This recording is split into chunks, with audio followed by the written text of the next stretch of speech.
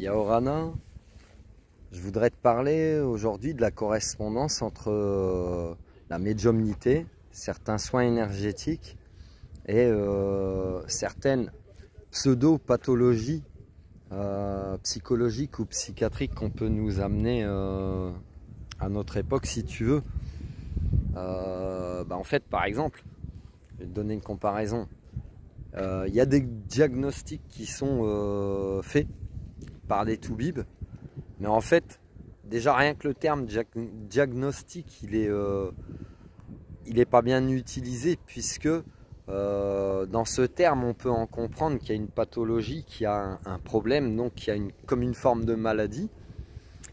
Ce que peuvent vivre par exemple les HPI, les HPE, les zèbres, les empathes, etc., les hypersensibles, ou tant qu'ils n'ont pas compris un petit peu leur sensibilité propre, ils vont chercher, ils vont chercher, ils vont chercher. Et si c'est pas un médium qui leur dit vous êtes médium, vous avez quelque chose comme ça, vous avez d'autres perceptions, vous avez d'autres ressentis, vous avez une façon de percevoir ou des ressentis exacerbés ou une façon de percevoir différente. Mais du coup, ces personnes vont souvent aller voir, forcément, comme tout le monde, un médecin pour savoir si elles n'ont pas un problème de santé, un problème psychologique, psychiatrique, etc. Donc oui, on leur donnera une classification, on leur donnera une case. T'es bipolaire, t'es schizo, t'es ceci, t'es cela. Éventuellement, on leur donnera un traitement.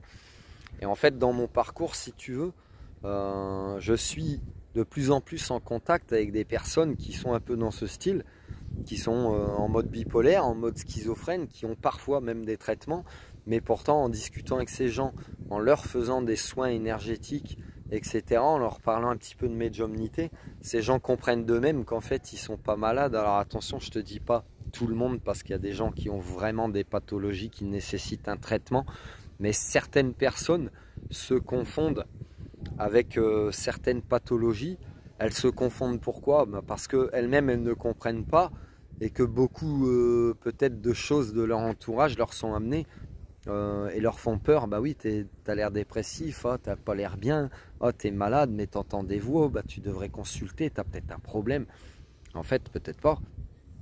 Peut-être pas, donc tu vois, c'est propre à chacun. Et moi, ce que je m'aperçois, c'est ça, c'est que dans mon parcours, pourquoi j'écris des livres, c'est pour enseigner aux gens ce que je sais, mais je le fais aussi de façon orale, par mes vidéos, etc. Je l'enseigne de façon autodidacte, pour que les gens, ils n'aient pas mon influence, mais qu'ils fassent leur propre chemin. Mais toujours est-il que certaines discussions peuvent beaucoup parler à toutes ces personnes que je t'ai dit, bipolaires, schizo, HPE, HPI, empathes, hypersensibles, etc. Et en fait, sache que déjà, t'es pas seul sur Terre. T'es pas seul sur Terre à être comme ça, à ressentir comme ça. On est des millions.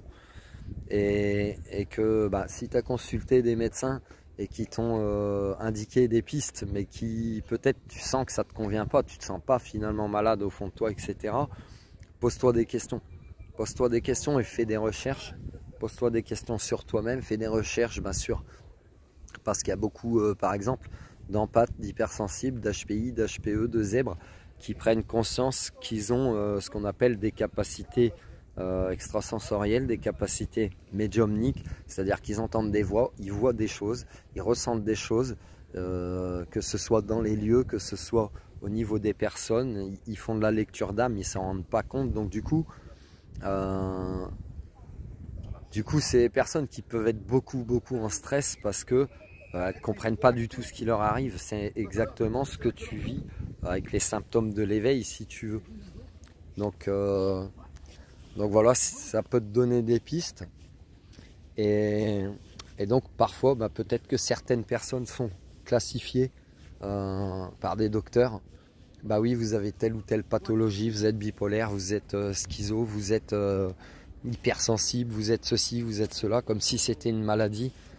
Et en fait, non, c'est pas forcément une maladie. Ça peut en être une, mais ça peut être autre chose aussi. Ça peut être tout simplement une personne qui ressent différemment les choses, qui intègre, qui comprend, qui a sa façon de fonctionner, etc. Et en fait, le secret, c'est d'essayer déjà de te comprendre toi-même, si tu veux, de savoir comment tu fonctionnes. Quand tu vas savoir comment tu fonctionnes, toi, tu sauras que tu n'es pas malade.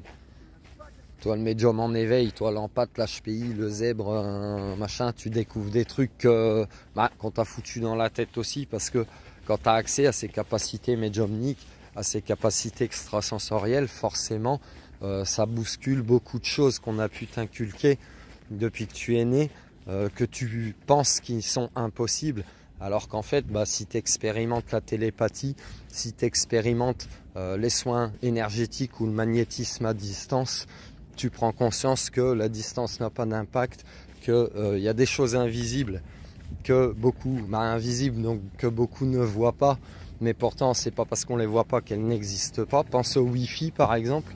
Le Wi-Fi tu le vois pas, il est invisible. Pourtant ça veut pas dire qu'il n'existe pas, quoi, puisque ces ondes elles sont là, ces fréquences elles sont là, ces vibrations elles sont là, et elles font fonctionner ton téléphone, ton internet à la maison, les téléphones, etc., etc. Voilà. J'espère que ça te parle. Et du coup, cherche toujours, fais des liens. Cherche toujours dans ce discours que j'ai aujourd'hui. Je voudrais te dire aussi qu'il y a sûrement beaucoup de gens du corps médical, je vais dire ça comme ça, de gens du corps médical, que ce soit des psychologues, des psychiatres, des sophrologues, des ostéopathes, des kinés, des médecins même généralistes et que sais-je encore. Il y a beaucoup de gens, des infirmiers, des aides-soignants, beaucoup de gens en fait qui doivent appartenir au corps médical, qui sont sûrement médiums à leur façon, mais qui s'en rendent pas compte.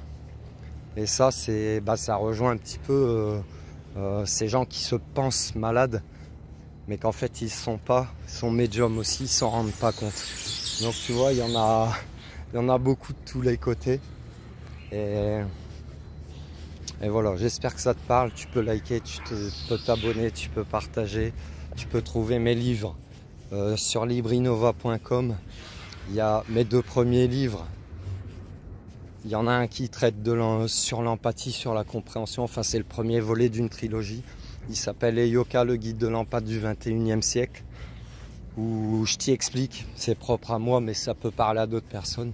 Je t'y explique comment tu peux ressentir, comment ton corps te fait ressentir, comment apprendre à gérer, etc. Il y a un 2e livre qui s'appelle Guerrier arc-en-ciel, relève-toi, qui est plus sur le thème de la médiumnité et qui t'explique aussi un petit peu le panel de possibilités que tu peux avoir. Et c'est pareil, comment bien le vivre, parce que c'est un autre débat, mais ça bouscule tes croyances, si tu veux. Et puis il y a toute une trilogie de poèmes qui agit un petit peu comme des soins énergétiques.